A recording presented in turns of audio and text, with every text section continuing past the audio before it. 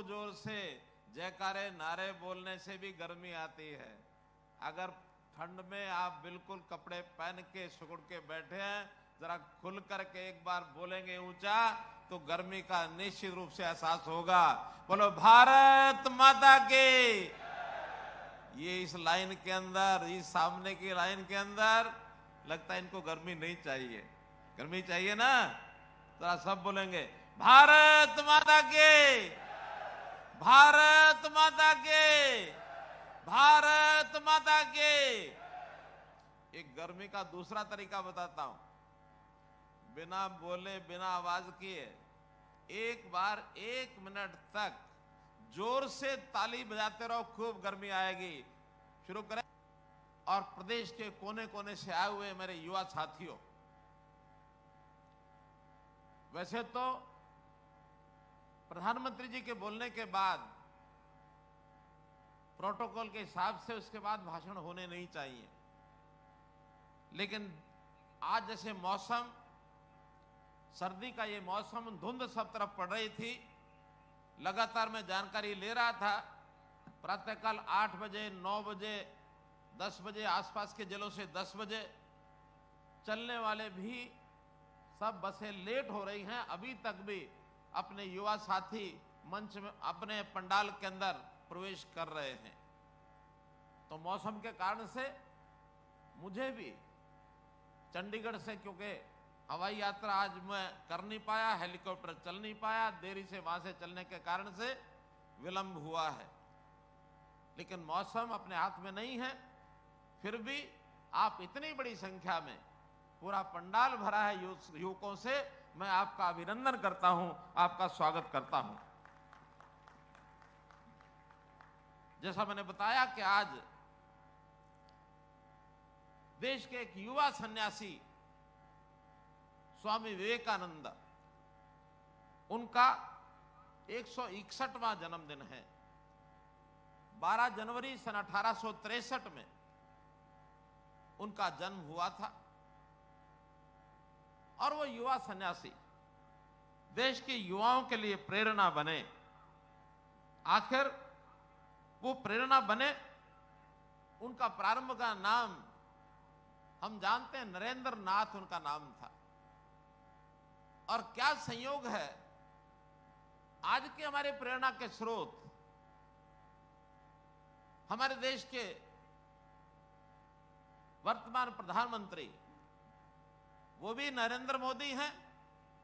और एक युवा सन्यासी 161 साल पहले जो इस भूमि पर आए थे, जिन्होंने इस देश की जनता को जागरूक ही नहीं किया, बल्कि भारतीय संस्कृति को, भारतीय परंपरा को विदेशों में ले जाकर के स्थापित किया, ऐसे स्वामी विवेकानंद, वो भी नरेंद्र नाथ थे।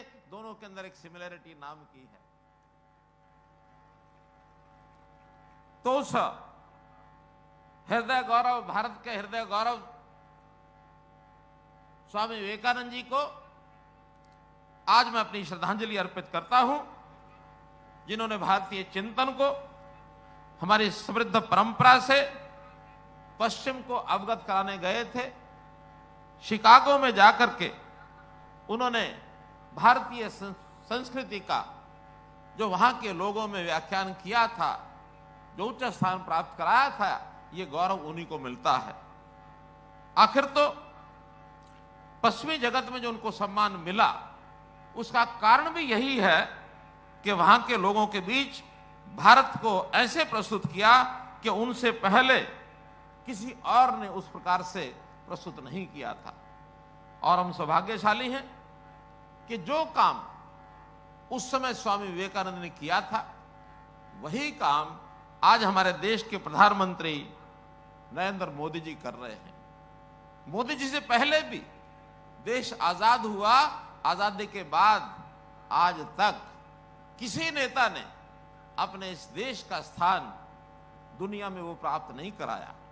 बल्कि ऐसा माना जाता है कि 200 देश लगभग, जब हम अपने देश की बारी ऊपर से यानी नाम ढूंढना शुरू करते थे, तो ऊपर से गिनते थे 1 2 3 4 5 10 20 50, कहीं नाम मिलता नहीं था। लेकिन नीचे से अगर चलना शुरू करते थे तो एक चौथे पांचवें स्थान पर अपने देश का नाम होता था। उस समय हमारे मनों में उत्साह नहीं जागता था। लेकिन आज दुनिया में जैसे मोदी जी ने अपने देश के नाम को चमकाया है, आज दुनिया की पांचवी शक्ति भारतवर्ष बन गया। पांचवी शक्ति यानी ऊपर के प्रथम 5 देशों में आज भारत आता है। आज भारतीय कई परंपराएं उन्होंने दुनिया में स्थापित कराई है। आज अगर योग को दुनिया के अंदर ख्याति प्राप्त कराई है तो 21 जून अंतर्राष्ट्रीय योग दिवस बना, वो मोदी जी के कारण से बना। आज देश और दुनिया में अंतर्राष्ट्रीय गीता जयंती जो कुरुक्षेत्र में मनाते हैं, उसको विश्व में मनाने के लिए लोग लालायित हो गए हैं। दुनिया शांति का रास्ता ढूंढ रही है, गीता के माध्यम से ढूंढ रही है। ये श्रेय अगर जाता तो नरेंद्र मोदी जी को जाता है। तो भाइयों बहनों, मैं फिर उसी बात पर आता हूं कि युवा सन्यासी स्वामी विवेकानंद जी की जीवनी, उनका इतिहास हमारे लिए प्रेरणा का विषय है। हम जानते हैं कि युवा व्यक्ति केवल आयु से युवा नहीं होता। युवा व्यक्ति अपनी सोच से युवा होता है, अपने कर्मों से युवा होता है। सही दिशा में जो वो काम करता है, तब जाकर के उसको कहते हैं कि युवा मन का आदमी है। आयु से कोई फर्क नहीं पड़ता है। आखिर तो इस देश की युवा शक्ति को हम कितना प्रेरणा देकर के आगे बढ़ा सकते हैं, उसी में देश का भविष्य। और हमको पता है कि अगर कोई देश, कोई प्रदेश अपनी युवा ताकत का ठीक से इस्तेमाल कर ले तो वो देश और प्रदेश कभी पीछे रह नहीं सकता। मित्रों, वो कभी पीछे रह नहीं सकता है। आखिर हरियाणा के युवा उसी दिशा में आगे बढ़ रहे हैं। स्वामी विवेकानंद जी के कुछ शौक होते थे। उनको जहां पढ़ने का शौक था, जहां उनको वाद्यों का शौक था, वहीं उनको कुश्ती का भी शौक था। शारीरिक व्यायाम करते थे, सुदृढ़ शरीर के पहलवान भी थे। और हम हरियाणा के लोग, आखिर कुश्ती हमारा मनपसंद खेल, तो कितना समानता एक प्रकार के उनके। आज हम उनसे प्रेरणा इसी बात की लेते हैं कि हरियाणा प्रदेश के खेल खिलाड़ी दुनिया में अपना नाम कमा रहे हैं। तो इस नाते से हमारे भारत को ये जो नई पहचान दिलाने वाले आज जैसे नरेंद्र मोदी हैं, आज प्रेरणा के रूप में हम उनको देखते हैं। जैसे स्वामी विवेकानंद ने वर्ल्ड जो कॉन्फ्रेंस हुई थी, पार्लियामेंट हुई थी, उसमें सर्वधर्म संभाग का, भारतीय संस्कृति का जो व्याख्यान दिया था, उसी प्रकार नरेंद्र मोदी जी ने भी आज दुनिया में, मेरा ख्याल है भारत के कोई प्रधानमंत्री इतने पहली बार हमने देखे कि दुनिया के हर देश में कितना घूमते हैं, कितना ज्यादा वो जाते हैं। तो इस प्रकार से उन्होंने भी जो लाखों लोगों को, और हमारे यानी आज भी मोदी जब जाते हैं तो दुनिया के अंदर युवा वो भाषा समझे ना समझे, लेकिन मोदी जी के जाने के बाद ऊंचा ऊंचा बोलते रहेंगे, मोदी मोदी मोदी। विश्व नेता बन गए हैं। तो इस विश्व नेता के बनने का हम इनका भी अभिनंदन करते हैं। पहले हमारे देश पर विदेशी लोग आक्रमण करते थे, हम लोग केवल उन पर याचक बनकर के खड़े रहते थे, याचना करते थे कि हमें कुछ ना कहो। हम याचना की स्थिति में आकर के उनसे जैसे भीख मांगने की स्थिति बनी रहती थी। लेकिन आज मोदी जी ने दुनिया के ऐसे देश जो अन्याय करते हैं, उनके खिलाफ आवाज भी उठाई है, उनको चेताया भी है, डट करके खड़े हुए हैं। दुनिया के लोग आतंक फैला करके और किस प्रकार से भारत को निशाना बना करके चलते थे, आज आतंक फैलाने वाले देश वो डरने लग गए हैं। आज वो डरने लग गए हैं मोदी जी से कि मोदी जी की तरफ देखते हैं। एक अमेरिका जो उस समय गुजरात के मुख्यमंत्री नरेंद्र मोदी जी को वीजा देना रोक दिया था उन्होंने कि हम वीजा नहीं देंगे, आने नहीं देंगे, आज वही अमेरिका मोदी जी की तरफ दोस्ती का हाथ बटाता है। वही मोदी जी की दोस्ती का हाथ बटाता है। कोई समय था कि इस प्रदेश देश की नीतियां इतनी कमजोर नीतियां थी कि जिसके कारण से हमारे देश को कमजोर बना दिया। चंद आतंकवादी आकर के और हमारी संसद पर निशाना बना जाते हैं। चंद आतंकवादी आकर 26/11 जैसा भयानक आतंक का खेल खेलते हैं। लेकिन मोदी जी, हमारी सरकार, अब जब ये पुलवामा में घटना हुई और जाकर के उन्होंने जैसे बालाकोट में निशाना बनाया, तो बालाकोट के लोग भी आज मोदी जी के सामने कहते हैं गलती हो गई, अब हमको बख्श दो। पाकिस्तान सिर उठा के देखता नहीं है। आज कहीं युद्ध होता है, यूक्रेन का रूस का युद्ध होता है, रूस कहता कि भारतवर्ष हमारी तरफ आ जाए, यूक्रेन कहता कि भारतवर्ष हमारी तरफ आ जाए, और मोदी जी निडर होकर के यूक्रेन के लोगों से भी बात करते हैं, रशिया के लोगों से भी बात करते हैं, और बात करके सबसे पहला काम उन्होंने जो किया, भारतीय लोगों को सुरक्षित वहां से निकाल करके उनका युद्ध विराम कराया कि जब तक भारतवर्ष का एक एक व्यक्ति वहां से निकलता नहीं है, आप लोग युद्ध नहीं करेंगे। केवल भारतवर्ष के नागरिकों को निकालने के लिए मोदी जी ये काम कर पाए और दुनिया के लोग वहां से निकल नहीं पाए, क्योंकि दोनों को घबराहट थी कि अगर मोदी जी की बात नहीं मानी तो भारत देश किसी एक साइड में हो जाएगा, तो दूसरे साइड की निशानी मिट सकती है। तो भाइयों बहनों, मैं आज इतनी बात इसलिए कह रहा हूं कि हम लोग भी जैसा धर्म क्षेत्र कुरुक्षेत्र के अंदर आज युवाओं के इस कार्यक्रम को कर रहे हैं, तो युवा अपनी दिशा को तय करे और तय करके हरियाणा को भी एक ऐसे छोर पर मुकाम पर लेकर के जाना है कि देश के सब प्रांतों में हरियाणा अपना स्थान बना सके। वैसे तो हमने पिछले 9 वर्षों में बहुत ऐसे काम किए हैं जिनके बारे में चर्चा पहले भी की गई है कि किस प्रकार से शुद्धता आए, किस प्रकार से हमारा प्रदेश जो कई तरह की समस्याएं 10 वर्ष पहले थी, करप्शन किस प्रकार से उसको समाप्त करना है, क्राइम किस प्रकार से समाप्त करना है, जाति पाति की प्रथा से राजनीति को कैसे ठीक करना है, जिसको मैं कहता हूं हमेशा कि 3C, इससे छुटकारा पाना है। करप्शन है, क्राइम है, कास्ट बेस्ड पॉलिटिक्स है। और वैसे तो इन तीनों सी को जन्म देने वाले भी एक सी है, और वो कांग्रेस है। तो इन चारों सी से छुटकारा पाने के लिए हम लोगों ने जिस प्रकार से अपनी गति बनाई है, इसको बनाकर रखे। हमने पिछले 9 सालों में चाहे युवाओं की नौकरी हो, चाहे खेल हो, चाहे कृषि हो, और चाहे इन युवकों को ट्रांसपेरेंट भर्तियां हो, इसके अंदर जितना काम किया कोई भरोसा कर नहीं सकता था।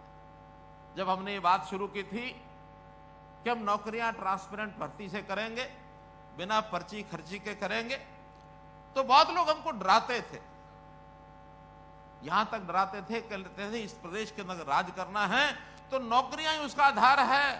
अगर आप ज्यादा नौकरियां दे दोगे तो सरकार दोबारा बनाओगे, और नहीं तो अगर मिशन मेरिट लेकर के चलोगे तो मिशन मेरिट के पीछे पड़े रहना, आपकी सरकार नहीं आएगी।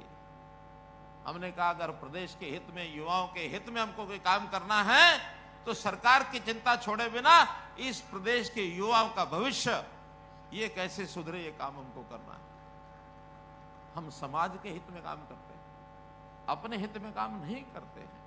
वो देश के नेता अब चले गए जो पहले अपना घर भरते थे, वो देश के गरीब की, प्रदेश के गरीब की चिंता नहीं करते थे, वो किसान की चिंता नहीं करते थे, वो युवा की चिंता नहीं करते थे। चिंता करते थे अपने घर की, अपने भाई की, भतीजे की, पत्नी की, भाइयों की, और फिर अपने रिश्तेदारों की, और फिर बाद में उनके पार्टी के हमारे जो नजदीकी लोग हैं, जो हमारी सत्ता को कायम रखने में हमारा सहयोग करते हैं, वहां तक लूटपाट, सारा बंटवारा, चाहे लाइसेंस देने हैं, चाहे कोई काम देने हैं। वो कहावत थी ना कि बांटे रेवड़ियां फिर अपने को दे। कौन कौन आपको सबको पता है। जागरूक होकर के हम सबको आगे बढ़ना है। मित्रों, भाइयों, दोस्तों, अब वो समय चला गया जब राजनीतिक रंगदारी देनी पड़ती थी, नौकरी होती थी तो पैसे लगते थे, और फिर अगर नौकरियां लेने की देने की बात आती थी सिस्टम तोड़ देते थे। कोई बच्चा अगर 90% मार्क्स लेकर के, अंक लेकर के पढ़ाई में होशियारी से आगे बढ़ता था तो उसको इंटरव्यू में 10, 15, 20% नंबर देकर के बाहर कर दिया जाता था। और जिसको चाहते थे, जो सूचियां बन जाती थी, पढ़ाई में निकम्मा भी था, तो इंटरव्यू के मार्क्स 80-90% लगा करके भाई तेरी नौकरी लग गई। और ऐसे ऐसे अफसर भी आए यहां कि जब नौकरियों के लिए परीक्षा ली गई, परीक्षा रद्द कर दी गई, बाद में परीक्षा के अंक छोड़ करके केवल इंटरव्यू के नंबर लगा करके नौकरियां पकड़ा दी गई। ये अलग बात है कि उन सब नौकरियों को, कांग्रेस के टाइम की 11 नौकरियां कोर्ट ने रद्द की हैं, 11 नौकरियां। और हम अपने समय में बहुत सी कमियां वो निकालते हैं कि इनकी नौकरी ये कैंसिल होगी, वो कैंसिल होगी। अंतर इतना ही है, उनकी 11 नौकरियां कोर्ट ने रद्द की हैं। और अगर हमने कोई कमी पकड़ी है उस परीक्षा में, कोई नकल में, कोई पेपर लीक में, तो हमने अगर पेपर रद्द किए हैं तो अपने आप रद्द किए हैं, कोर्ट ने एक भी नहीं किया। मित्रों, एक भी नहीं किया। आज भी कमियों के साथ हम लड़ाई लड़ रहे हैं। आखिर समाज के अंदर बहुत ऐसे लोग हैं, गलत काम करने की प्रेरणा वो लेते हैं, लेकिन पता लगते उसको दुरुस्त करते हैं, उसको ठीक करते हैं, उसको गलत काम को करने नहीं देते। आज हमने पिछले 9 वर्षों के अंदर, 9.5 वर्षों के अंदर 1,10,000 से ऊपर नौकरियां दी हैं। और न केवल 1,09,000 10,000 दी हैं, इस आने वाले 6 महीने में जो बाकी हैं 60,000 नौकरियां पाइपलाइन में निश्चित रूप से आपको मिलेंगी। 1,70,000 नौकरी का हमारा 10 साल का रिकॉर्ड बन जाएगा। इतनी ट्रांसपेरेंट भर्ती हरियाणा के अलावा, पिछले इस 10 साल के अलावा पिछले साल में तो कभी सोचा ही नहीं किसी ने। तो इस प्रकार के सारे काम को हमने ट्रांसपेरेंट तरीके से किया है। आम आदमी की तकलीफों को भी समझा है कि उस तकलीफ को दूर करने के लिए हमें चाहे कोई सिस्टम अपनाना पड़े, हमने सारी ट्रांसपेरेंसी लाने के लिए टेक्नोलॉजी का सहारा लिया। हमने ऑनलाइन पोर्टल बनाए, और ये लोग कहते हैं कि हम आएंगे तो वोट, हम मेरिट सब खत्म कर देंगे, पोर्टल उठा कर फेंक देंगे। पहली बात तो ये है, आप कहां सपने ले रहे हो, आपको कोई नहीं आने देगा, आपको कोई आने ही नहीं देगा।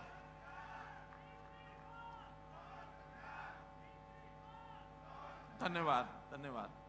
तो मित्रों, अभी बहुत ही हौसले, पता नहीं कहीं सपने लेकर के रात में दिन में सपने लेते थे, लेकिन जैसे 3 प्रदेशों का चुनाव भारतीय जनता पार्टी की सरकार बनी, दिन में भी रात में भी घुस गए गुदड़ी में। नाम लेने वाला कोई नहीं है। आज इनके पास विषय कोई नहीं है सिवाय गाली देने के, सिवाय कोई ना कोई उल्टा सीधा धंधा करने के। जब नौकरियों की बात करते हैं, कहीं भी जाकर के खड़े हो जाएंगे और उल्टे सीधे कोई ना कोई आरोप लगाकर कोर्ट में जाकर कि भर्ती रोकने का काम करो, किसी तरीके से ये भर्ती हो ना जाए। और हम अडिग हैं, कोर्ट में भी लड़ाई लड़ेंगे, ठीक बात के लिए लड़ेंगे। अभी सीईटी के एग्जाम हो रहे हैं, सीईटी के एग्जाम में ग्रुप सी और डी दोनों की नौकरियां पाइपलाइन में हैं। और आपकी जानकारी के लिए मैं बता देता हूं, आज युवा दिवस है। आज मैं इस बात की जानकारी दे रहा हूं कि जो हमने ग्रुप डी की सीईटी की परीक्षा ली हुई है, लगभग 3.25 लाख बच्चों ने परीक्षा दी है। आज शाम को उसका रिजल्ट आएगा। 2 लाख से ऊपर बच्चे उसके अंदर पास हो रहे हैं। और आने वाले 15 दिन के अंदर अंदर जो उसमें 13-13,500 नौकरियां हैं, तुरंत बिना इंटरव्यू के जैसे ही रिजल्ट फाइनल होगा, क्योंकि एक परीक्षा जो ग्रुप डी की हो गई है उसका तो रिजल्ट आएगा, ग्रुप सी की जो परीक्षाएं हैं वो लगातार अभी भी चल रही हैं।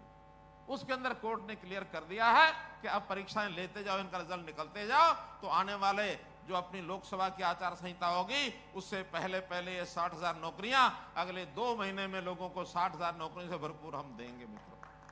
तो इसलिए मैं तो इतना ही अब आज के समय पर कहना चाहूंगा कि हम लोग युवा शक्ति के नाते से आने वाले समय में अपने जीवन को सुधारने के लिए हमको भी बहुत लगन से काम करना होगा। इस प्रदेश को आगे बढ़ाने के लिए अपने आप को तैयार करना होगा, चाहे शिक्षा हो चाहे स्किलिंग हो। हुनर के नाते से हरियाणा एकमात्र प्रदेश है, हमने अपनी स्किल यूनिवर्सिटी बनाई है और स्किल यूनिवर्सिटी के माध्यम से पढ़ाई के साथ साथ छोटे छोटे कोर्स हम करा रहे हैं। 12,000 नए विद्यार्थी हर वर्ष स्किलिंग करके वहां से निकलकर चाहे अपनी सरकारी नौकरी करेंगे, चाहे प्राइवेट नौकरी करेंगे, चाहे अपना रोजगार करेंगे। और हमने एक रास्ता और खोल दिया हमारे युवकों के लिए कि विदेश के अंदर भी नौकरी करने के लिए कोई जाना चाहता है, बहुत युवकों की इच्छा है। और एक जो बात चिंता की है हमारे लिए, एक चिंता है हमारे लिए कि वो बिना किसी सिस्टम के 2 नंबर के तरीके से कुछ एजेंटों के माध्यम से विदेश में चले जाते हैं, डोंकी रूट जिसको कहते हैं। हमको तो बहुत बाद में पता लगा ये डोंकी रूट है क्या, लेकिन उस समय तक तो नुकसान काफी हो चुका था।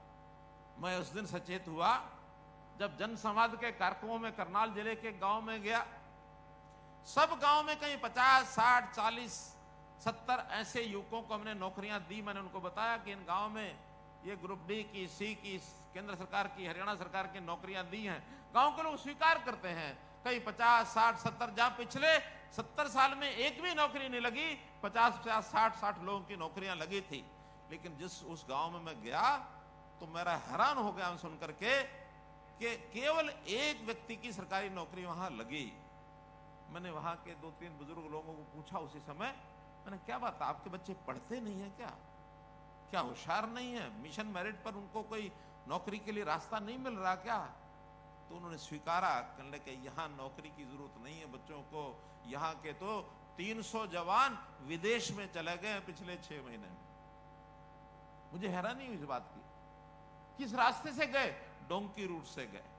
और आज वहीं के परिवार चिल्ला रहे हैं कि हमारा बेटा चला गया, उसका पता नहीं वो कहां गया है, उसका पता नहीं नौकरी कर रहा कि नहीं कर रहा है, हम वापस लाना चाहते हैं, वापस आ नहीं पा रहा है बिना वीजा के, और लोगों को किसी न किसी रूट से धकेल देते हैं। हमने उसके बाद ओवरसीज प्लेसमेंट सेल बनाया कि विदेश जाने के लिए अलग से व्यवस्था की, अलग से विदेश विभाग बनाया हरियाणा का, विदेश विभाग के माध्यम से, और हम उन बच्चों को वीजा दिलाकर और उनको भेज रहे हैं। विदेश के लोगों के साथ करार कर रहे हैं कि आपको अगर नौजवान चाहिए, नौकरी वाले, हमारे यहाँ, हमारा देश युवा देश है, हमारे यहाँ 60% आबादी और 15 साल से 35 साल तक की है। आप युवा अगर चाहिए, आपको, हमको नौकरी वाले नौजवान भेजने हैं, आप बोलिए। अभी पिछले दिनों के अंदर लगभग 25-26 हजार युवकों की डिमांड आई है, जिसमें 10,000 इजराइल के लिए उन्होंने मांगे हैं। जब हमने एडवर्टाइजमेंट की कि इजराइल के लिए 10,000 युवक, अब उसमें बहुत लोगों ने आवेदन कर दिए हैं। ट्रेनिंग उसकी शुरू हो गई है कल से।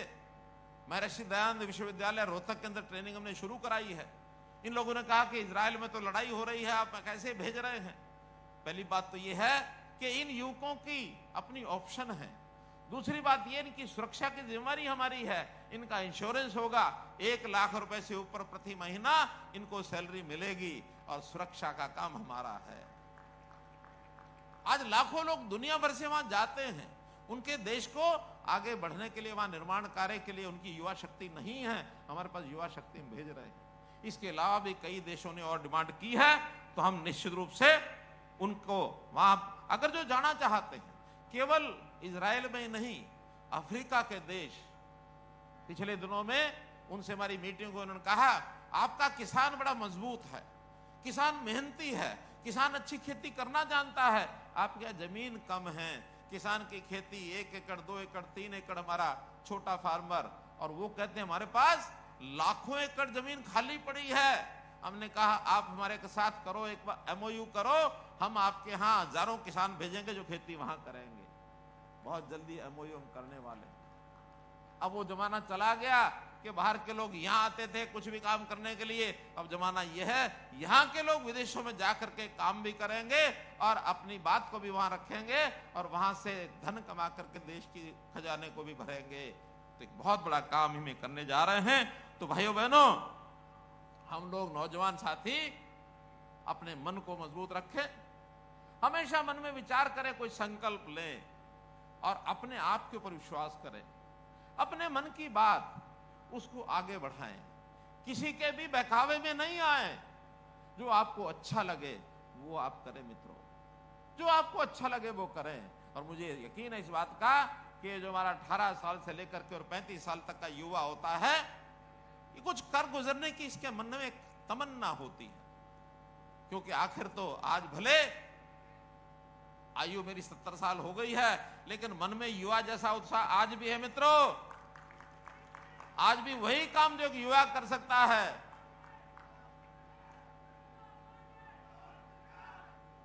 आखिर तो इस आयु में हम भी जब गुजरे 18 साल से 35 साल तक कॉलेज की पढ़ाई करने के बाद मन में एक विचार आता था कि कुछ करना है, अच्छा करना है, बड़ा करना है।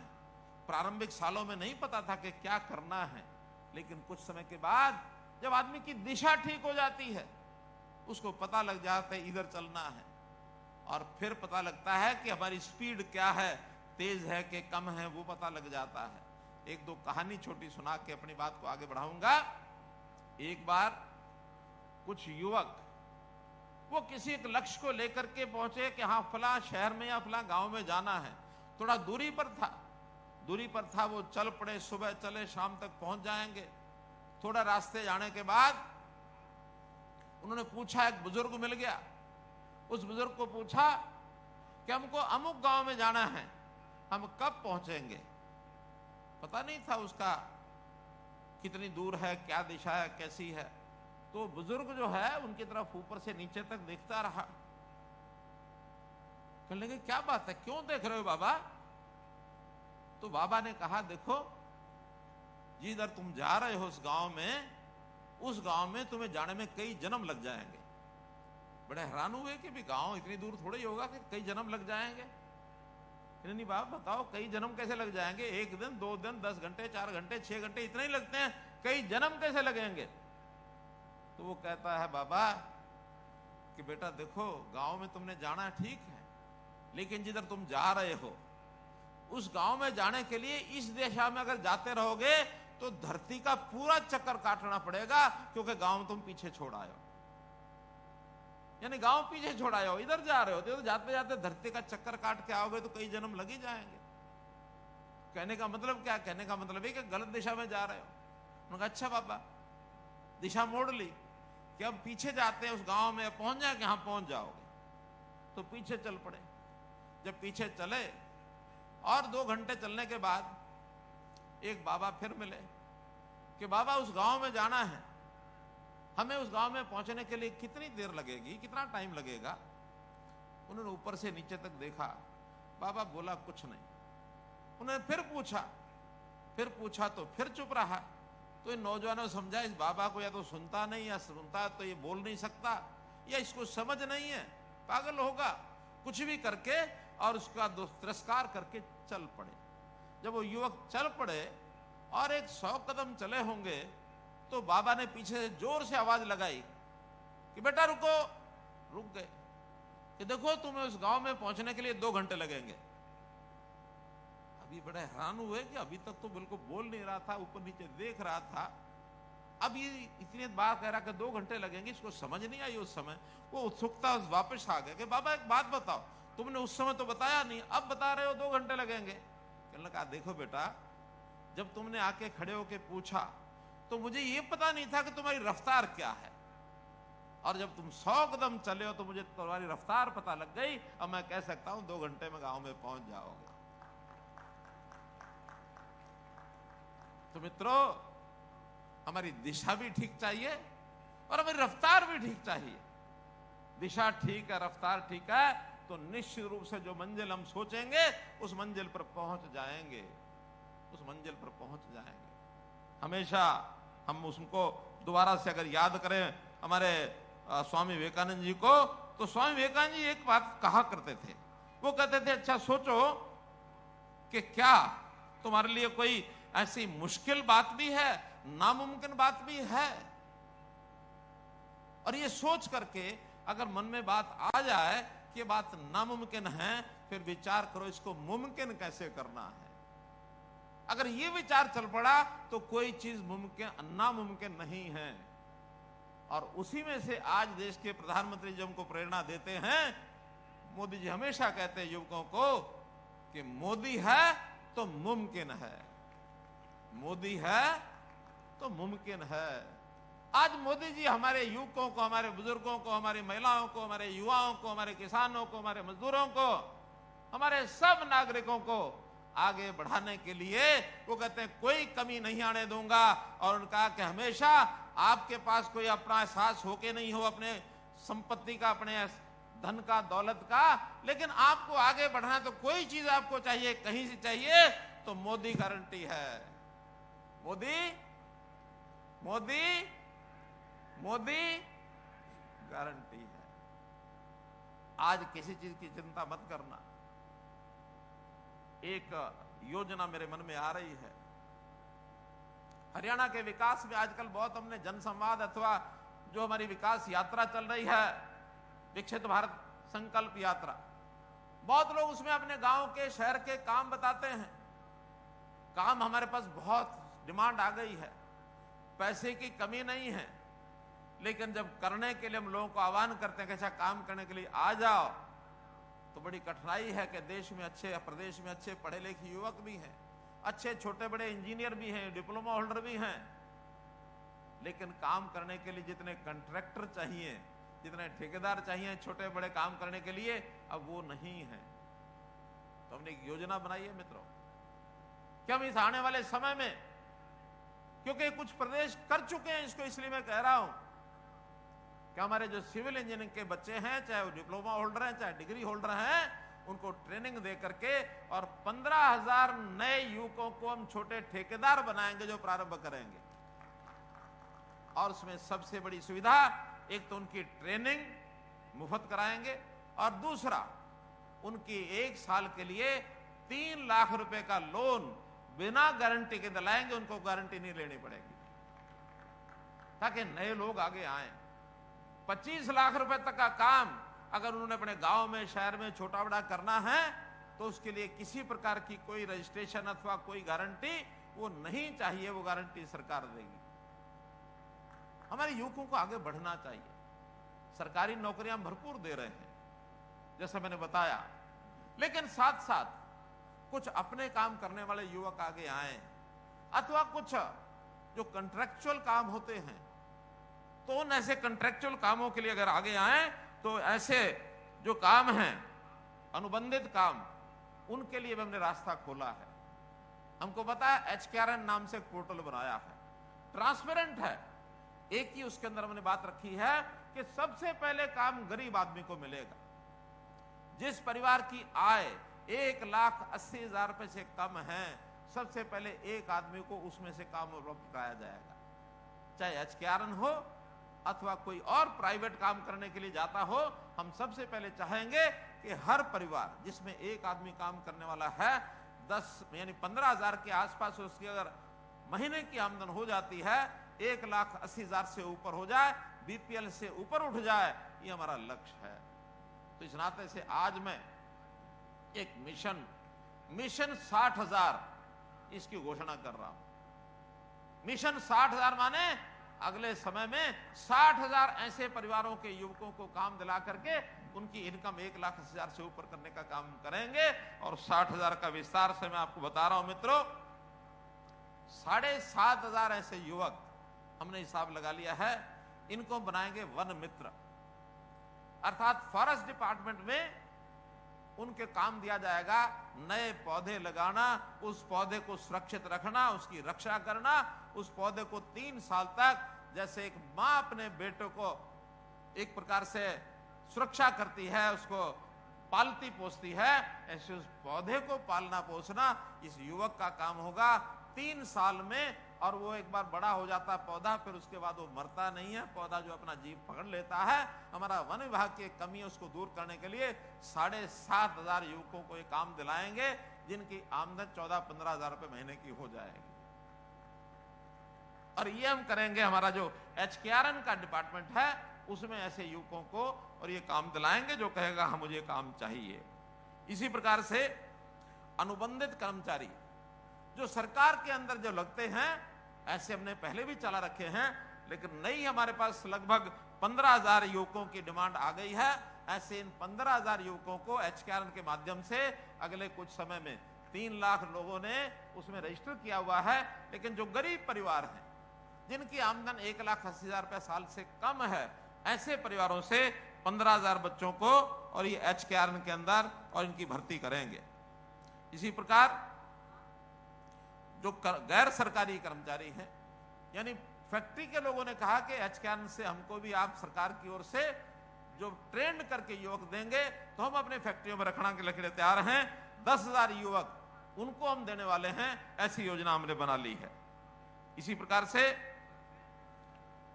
CET के माध्यम से जिन्होंने पास कर लिया है एग्जाम और उनका ग्रुप डी की नौकरी अगर नहीं लगेगी तो जो मैंने युवा कंट्रैक्टर बताए हैं वो भी 15,000 युवा उसके अंदर भी इसके अंदर मुकाम लेंगे। तो इस प्रकार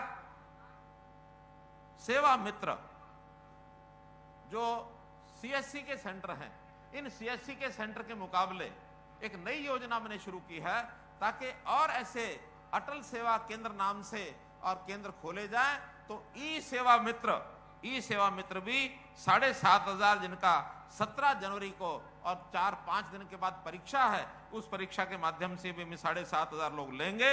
तो इस प्रकार हमारा ये 40,000 50,000 लोगों को अगले 3 महीने में 4 महीने में आचार संहिता के दिनों को छोड़कर बाकी समय में इनको सबको काम दिलाया जाएगा ताकि युवा जो नौकरी प्राप्त नहीं कर सकता है, ऐसे युवाओं को अपने पैरों पर खड़ा होने के लिए, अपने परिवार को आगे बढ़ाने के लिए हम ये काम आगे देने जा रहे हैं।